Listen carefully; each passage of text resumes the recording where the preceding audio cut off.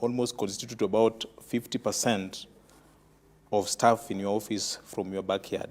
Does this worry you? This is Edwin Sirega from Migori asking that question. Labda ungejibu hilo swali.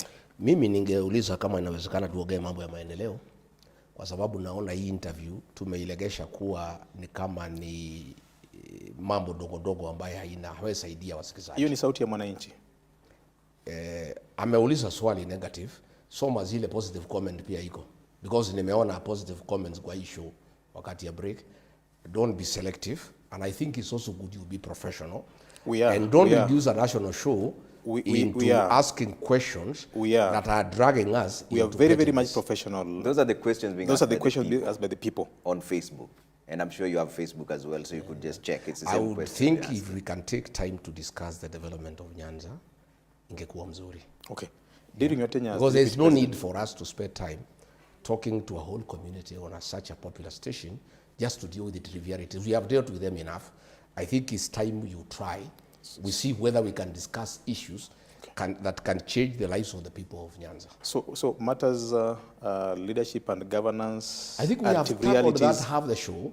We have tackled that half the show, and that is a problem we had when I had a show here with Okwara. We dealt with the whole show on trivialities and pettiness, and we lost the gist of the interview. Okay, thank you. It's also good for us. Fair enough. Because I think it's also important to discuss issues that can impact on lives to the people of Nyanza, and what are my thoughts. Yeah, and that's why I thought this interview was necessary. I cannot guide you on how to do the interview, but I thought it's responsible for you as senior journalists to also allow us to discuss. Do you think responding to the people is worth your that time? Can change and impact on the lives of the people? Is it worth your time responding to the people asking questions? When are you going to ask issues that concern? We are asking you questions from the people. Because they're also asking the same questions. Even on to start with, my office was run by George Makagoy. He's the one who was employing people. So when you find him, you can ask him who was employed there and who was not. I have no details as to the people who was working in that office, other than the senior staff attached to me, where I had a say. Others were public servants that were picked by the Public Service Commission, and the then chief of staff would be in a better position to know than I.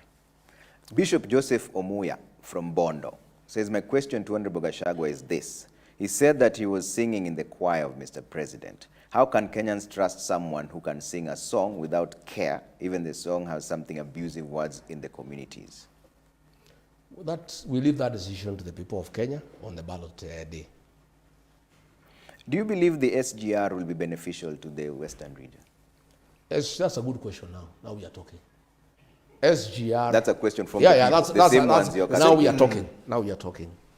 SGR is a very useful infrastructural intervention, not just for Nyanza, but for Uganda. Yeah? And I think it can increase trade and movement of cargo between Kenya and Uganda. My only problem is that whether it's doable, because this promise has been there for the last 4 years, and it's coming on the last year of the election.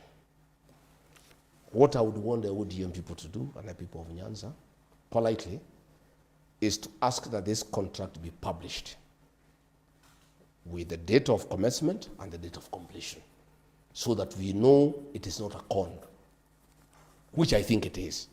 I could be wrong.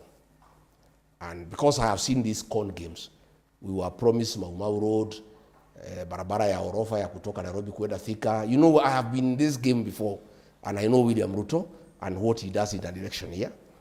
What we are asking is for us to know that this project is real and it has been properly done.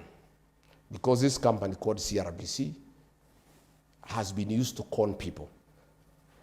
They went to Rironi Mau Summit Road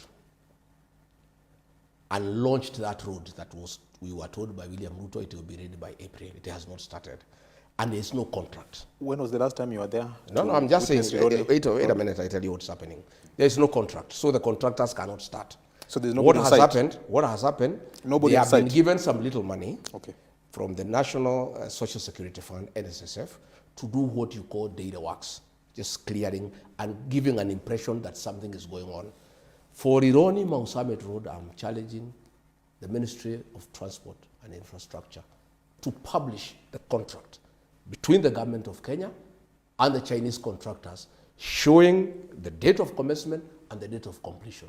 That contract does not exist. But as the work started, have you seen the work? There is no work that has in started. the Rigathi Gachagua summit, what there has is no started, work that I've is told going you on. what is being done is what you call data works. Are you being factual? No, listen. Because I've been there. I was in Nakuru the other day. I was also there. No, I'm just there telling you works what is, on that road. I'm telling you what is going on is what you call data works. The graders are there. Everything is they're there. I've told you they are called data works, but there's no contract. So the actual construction of the road cannot start.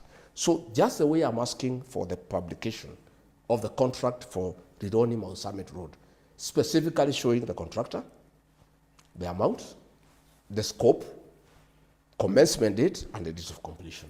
For SGR, I'm asking on behalf of the country and the beneficiaries and everybody else, because it's important and it's good for the country, we want the publication of the contract for the construction of the SGR, showing clearly the date of commencement and the date of completion. In 2024, you flanked the president while in his tour in the Nyanza region, mukaenda mpaka Rusinga. Wakati huu kuna hiyo barabara imejengwa ikaisha. Do you think that there is any other tangible project that this government has done in the region? I have not seen him launch any completed roads. I saw him launching. I would want our government, the one that we shall form, we shall borrow the model of Mwai Kibaki. Mwai Kibaki never launched any road or any project he commissioned when it's complete. I think that must be the new way of doing things, because many projects the president was doing in Nyanza the last 5 days, he has launched them before. There are roads in Meru he has launched 5 times. Like which one did he launch in Nyanza during his tour? So I'm saying in our government, the one that we want to form with my colleagues, one of the things that we are all in agreement, we want to stop this launching business. We want to stop this inspection business. Let inspection be done by engineers, not politicians. The deputy president has no capacity to inspect a road. That is work of engineers. The architects, engineers, quantity surveyors, the professionals. A president or a deputy president or a minister for that matter in our administration will commission a complete project. This thing of launching is all nonsense. And it really annoys people because you keep on giving people false hope. Most of the projects that have been launched by the president in Western Kenya, he was there. Not an inch of tarmac has been done.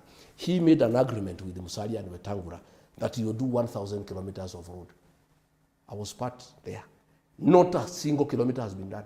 We are not talking about the Western. No, I'm just giving an example. Yeah. You know, Nyanza did not have an agreement with him because they were in Azimio. But Western Kenya had an agreement with William Ruto. So an agreement is binding. The mountain had an agreement with him. That is why we keep on saying Nyanza did not have an agreement, so they really cannot put him to task, other than telling them promises. But I'm saying, in future, in our government, the launching, inspection will not be done by politicians. We will do the commissioning when a project is done and it's finished. Let's come back to the Rigathi Summit Road. So you've admitted that you've seen some works there. I've seen what you call data works. So this is a PPP project. Why does it require any budget allocation? Because is it not being done by the same contractor China I've said we want to see a contract. Hold on 1 second. We're just talking about this. Isn't it the same contractor who did the expressway? So why, if it is a PPP, why then would you need to see the contract?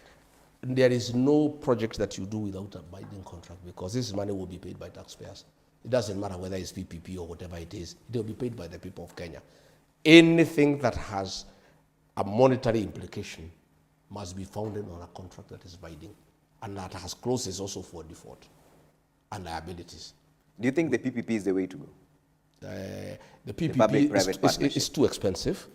It's too expensive. I don't think it's necessary. What option are you offering? Should you be the president of the Republic of Kenya? I would just propose that we complete ongoing projects first before embarking on new ones. Financing model, how would you go about it? We just collect enough and we use it prudently without exaggerated figures, without putting in commissions for civil servants, and kwetu wanasema unajikuna pahali unajifikia. we do what is possible. So if you take over, all these projects would stop, and then I'm not we saying just stop. I'm saying we would want to complete ongoing projects before we embark on new ones. If not through PPP, how would you No, want we to do just we just raise enough revenue by having a very prudent mechanism of revenue collection, sealing all the loopholes, sealing all the leaks, and also using the money prudently. When you came into office, you told us that the coffers were empty and that we were stretched thin. But so if we don't do it through PPP, we started collecting. How would you do it? Funds. Will you increase taxation? We start collecting funds and use those funds for development, not for bribing voters. You have seen the budget of State House. When Uhuru Kenyatta was there, it was 4.5. It has gone to 17 billion. That 13 billion can do so many roads. That is money that is being wasted. So you believe the government is too extravagant? Yeah, there is always money that you collect from taxes, through VAT, through pay-as-you-earn, through income tax.